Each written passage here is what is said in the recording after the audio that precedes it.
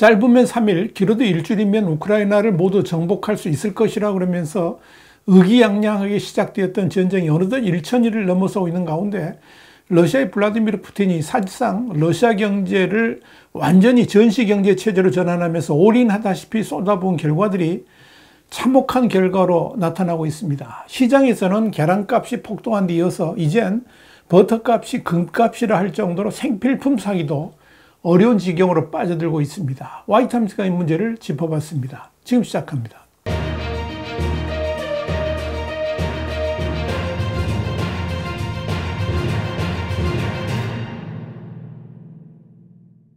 영국의 시사주간지 이코노미스트는 19일 블라디미르 푸틴이 고통스러운 경제 상황에 처해 있다 그러면서 특히 러시아의 중국 의존도가 심각한 문제로 떠오르고 있다고 보도를 했습니다. 이코노미스트는 대부분 국가들의 중앙은행이 금리를 인하하고 있지만 러시아는 전혀 그렇지 않다 그러면서 러시아 경제 당국자들은 지난달 금리를 20년 만에 최고치인 21%로 인상을 했고 시장은 연말까지 금리가 23%에 이를 것으로 예상하고 있다고 밝혔습니다. 이코노미스트에 이어서 이런 변화는 중앙은행가들이 일반적으로 경제 활동을 억제하기 꺼려하는 전쟁 중에 일어나고 있기 때문에 더욱 이례적이다 이렇게 지적을 했습니다. 그런데 눈여겨봐야 할 점은 이 러시아 경제에서 나타난 성장률 수치라든지 여러 경제적 지표들을 있는 그대로 보게 되면 상당한 착각과 오해를 할 소지가 많다는 겁니다. 그러다 보니까 러시아의 경제 성장률이 3%를 넘어섰다. 이 수치만 보고 유럽 경제보다 높다 그러면서 푸틴의 러시아가 잘 나가고 있다. 이런 오판을 하는 겁니다. 그러나 그 내면을 보면 그런 오독이 얼마나 문제가 많은지 금방 알 수가 있습니다. 실제로 현대 역사상 가장 엄격한 제재 체제 중 하나에 직면해 있음에도 불구하고 러시아는 10년 만에 가장 빠른 성장세를 보이고 있는 것이 맞습니다. 러시아는 작년에 3.6% 성장률을 기록했고 올해도 이런 성장세를 유지할 것으로 예상이 됩니다. 그러나 이런 상황에서 러시아 중앙은행이 금리를 인상해야 한다고 방향을 잡았다는 것은 러시아 경제에 엄청난 먹구름이 다가오고 있다는 것을 보여줍니다. 이코노미스트에 따르면 우선 정부 지출이 점점 더 어려지고 있습니다. 9월에 발표된 러시아 예산안에는 내년 국방 지출을 4분의 1로 늘리겠다는 계획이 포함되어 있습니다. 정보기관을 포함하는 별도 예산 항목인 국방 및 안보에 대한 연간 지출은 이제 정부 전체 지출의 40% 이상, 러시아 GDP의 8%에 해당하는 17조 루블, 우리나라 돈은 한 236조 5,200억 원으로 늘어날 것으로 예상이 됩니다. 국방비만 해도 러시아 국민 소득의 6%로 냉전 이후 가장 많은 지출이 될 것입니다. 이런 러시아의 전시경제 체제는 그동안 다른 국가들의 전쟁 중 경제 지표와 유사하게 보이지만 그러나 뚜렷한 차이점이 존재합니다. 과거 베트남 전쟁 시절에 미국의 국방비 지출은 GDP의 8에서 10%였습니다. 또 2차 세계대전 당시 강대국들은 총 경제 생산량의 40에서 60%를 군사적 목적에 투자를 했습니다. 그러나 그 당시의 전쟁 수행 국가하고 지금의 러시아가 현격하게 다른 것은 통화정책입니다. 1940년대 초 전쟁 중이던 영국의 정책 이반자들은 금리를 3% 수준에 동결시키려고 엄청난 노력을 했고 결국 이뤄냈습니다. 미국 연방준비제도 이사회는 같은 전쟁 기간 동안에 금리를 2.5%로 유지했습니다. 그렇다 보니까 낮은 차입 비용 덕분에 대규모 적자를 감당할 수가 있었습니다. 반면 러시아에서는 10년 만기 국채 수익률이 전쟁 전 6%에서 16%까지 상승을 했습니다. 실업률 지표만 해도 러시아 내부 사정을 잘 모르는 이들은 환상적인 실업률 지표를 보인다고 칭찬합니다. 그러나 그렇게 보는 이들은 러시아 경제를 잘 모르는 무식의소치라고 할 수가 있습니다. 실제로 러시아의 실업률은 2.4%에 불과하지만 이는 경제 현장에서 일할 사람이 아예 없다 보니까 생겨난 일입니다. 많은 젊은이들이 전쟁터로 끌려갔고 또 100만 명이 넘는 청년들은 전쟁을 피해 해외로 도피를 했습니다. 그러다 보니까 당연히 실업률이 낮을 수밖에 없는 겁니다. 이렇게 생산 여력은 완전히 소진된 상황에서 경제는 과열의 징후를 보이고 있습니다. 현재 러시아 인플레이션은 8% 이상입니다. 다른 나라들도 이런 상황에서 금리를 인상하는 것이 당연하겠지만 문제는 이로 인해서 차입 비용이 급격하게 증가한다는 문제가 생깁니다.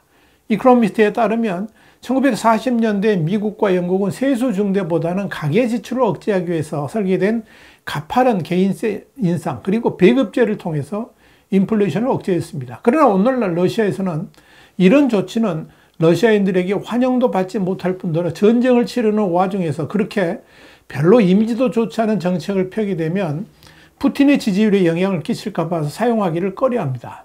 이런 가운데 러시아는 통화정책을 긴축할 수밖에 없는 또 다른 이유가 있습니다. 사실 2차 세계대전 대부분 동안에 영국이나 미국은 자국 통화의 대외 가치에 대해서 특별히 걱정할 필요가 없었습니다.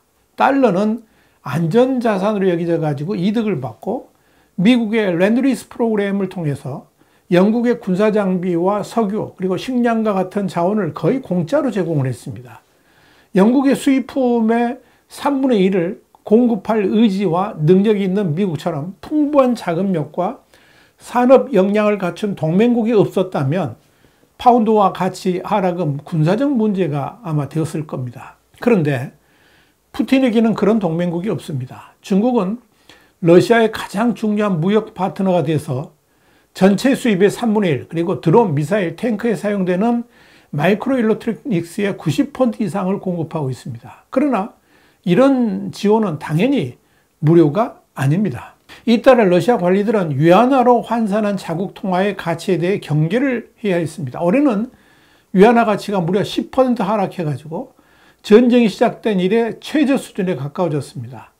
러시아는 이렇게 2차 세계대전의 동맹국과 다르게 외부적 취약성에 그대로 노출되어 있는 겁니다. 이렇게 되면 궁극적으로 인플레이션보다는 이 취약성이 금리를 사상 최고치로 끌어올리게 되는 요인이 된 겁니다. 최근까지 러시아 정부는 차입 비용 상승에 따른 경제 충격을 완화하기 위해서 다양한 정책을 시행했습니다.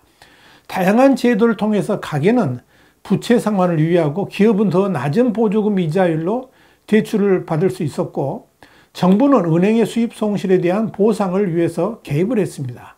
하지만 이런 프로그램은 도저히 감당할 수 없는 수준이 되고 있다는 징후가 지금 나타나고 있습니다. 공시금리가 훨씬 높을 때 단 8% 비용으로 대출을 받을 수 있었던 모기지 보조금 제도는 7월 1일 종료됐습니다. 그 다음 달에는 모기지 대출 규모가 절반으로 줄어들었습니다. 자, 그러다 보니까 올해 기업 파산은 20%나 증가를 했습니다. 무역단체인 러시아 산업가 및 기업가 연합은 차입 비용 부담으로 인해서 내년 투자 계획이 보류되고 있다고 보고 있습니다.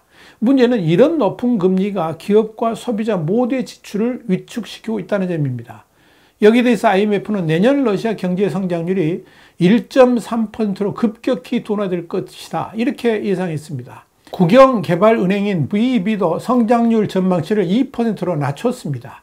이렇게 내년 경제 전망치를 비관적으로 보는 것은 투자 감소와 노동력 손실이 복합적으로 영향을 미치고 있어서 그런 겁니다. 중요한 수입품 대금을 지불하기 위해서 루블화 가치를 유지한다는 점은 푸틴 대통령의 취약점이고 이는 곧 그의 전투 능력에도 타격을 줄 수 있을 것입니다. 자, 상황이 이렇다 보니까 푸틴이 일으킨 우크라이나 전쟁을 외부에 강한 힘이 나서서 강제적이라도 종식시켜주기를 푸틴은 속으로 바라고 있는 것입니다. 바로 도널드 트럼프 미 대통령 당선이 어쩌면 푸틴에게는 구세주와 같은 존재일지 모릅니다.